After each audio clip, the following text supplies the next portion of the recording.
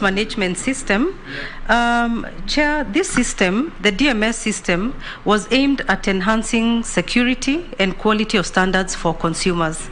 And the objective for the DMS was to identify all devices that use mobile services in Kenya and to enable users to verify if the device they were using is genuine before purchase. I know that there has been a narrative about it being a spying gadget. We all know that technology has immense capabilities, but every technology is formatted as fit for purpose for a certain reason. And this was to get rid of the counterfeits that come into the market that are not value for money for a consumer.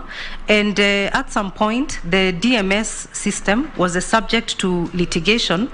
And at the Court of Appeal, the court found that we could carry on with the implementation subject to carrying out extensive stakeholder participation, which we did from the middle of last year to date, and the matter is pending at the Supreme Court as we speak. The last question was that I have dealt with boards that are smaller and are comprised of sector players. How will I handle a board of 24 and largely comprised of politicians? Chair, if I may indicate, yes, indeed, I have dealt with boards of 11 to 13, which is the typical state corporation board.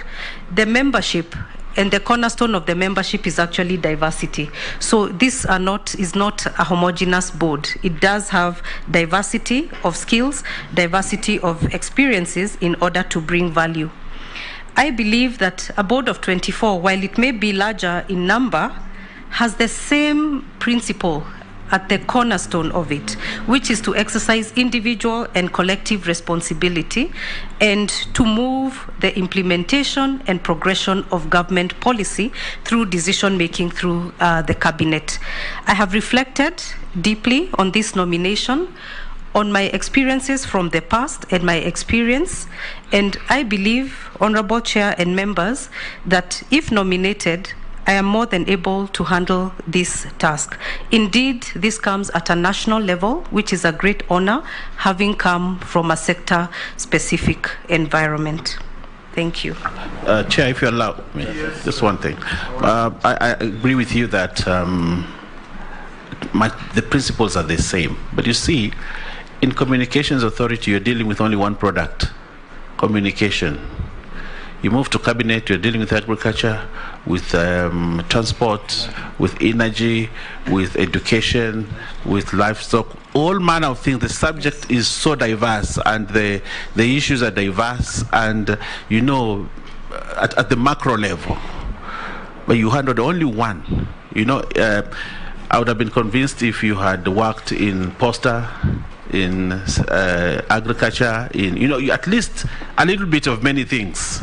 But only one thing, then you are, I want to use, you are using the escalator to get into cabinet with all that diverse, and you have not been in mainstream government. Are you going to help this country? Could I respond to that? Okay.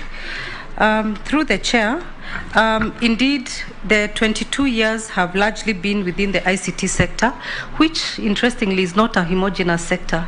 It carries various subsectors in it: electronic commerce, cybersecurity, postal, telecommunications. So within it is a diversity of offerings.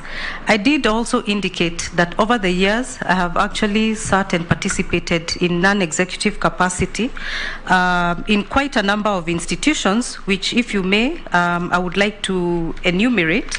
I served on a number of boards as an alternate to the Director General from about 2018. I served in the education sector as an alternate at the Multimedia University, and it is at that time that the college became chartered and moved to become a university. I also sat on the ICT board, which is ICT driven, but is more towards government to citizen connection, much as it is in the sector.